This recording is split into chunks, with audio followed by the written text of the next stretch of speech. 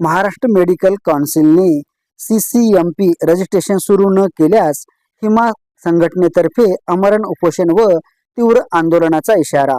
Nanded homeopathic डॉक्टरांना allopathic उपचार करण्याची परवानगी मिळाली असून लवकरच त्यांची नोंद महाराष्ट्र मेडिकल काउन्सिलकडे करण्यात येणार आहे. शासनाच्या या निर्णयामुळे प्रामुख्याने जिथे MBBS डॉक्टर नाहीत त्या ग्रामीण भागातील रुग्णांना प्राथमिक ॲलोपॅथिक वैद्यकीय सुविधा मिळणार आहेत.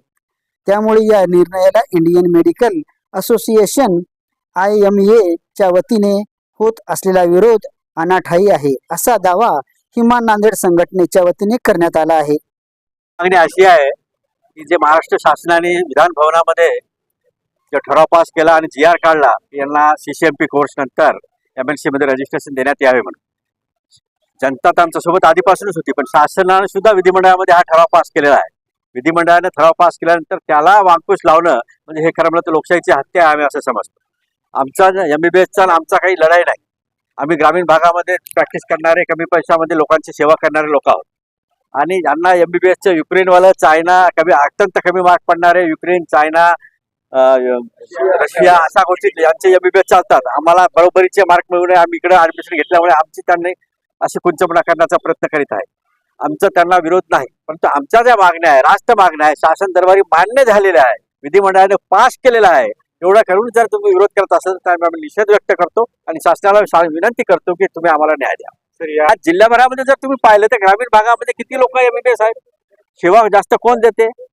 आम्ही जर घरी बसलो तर रुग्णाचे नक्कीच हाल होणार आहे. त्यामुळे आम्हाला घरी बसू देऊ नका, आम्हाला न्याय द्या हीच मागणी. डॉक्टर दीपक मोठे, जिल्हा अध्यक्ष हिमा संघटना नांदेड.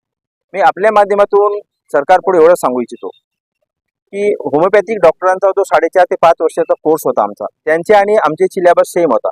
सांगायचं तर तुम्हाला सांगा हरकत नाही, हा जे टोटल आहे अनाटॉमी आम्हाला त्यांना होती, फिजिओलॉजी होती, बायोकेमिस्ट्री होती, पॅथॉलॉजी, मेडिसिन सगळे ड्रग होते. फक्त एक फार्माकॉलॉजी हा विषय नव्हता.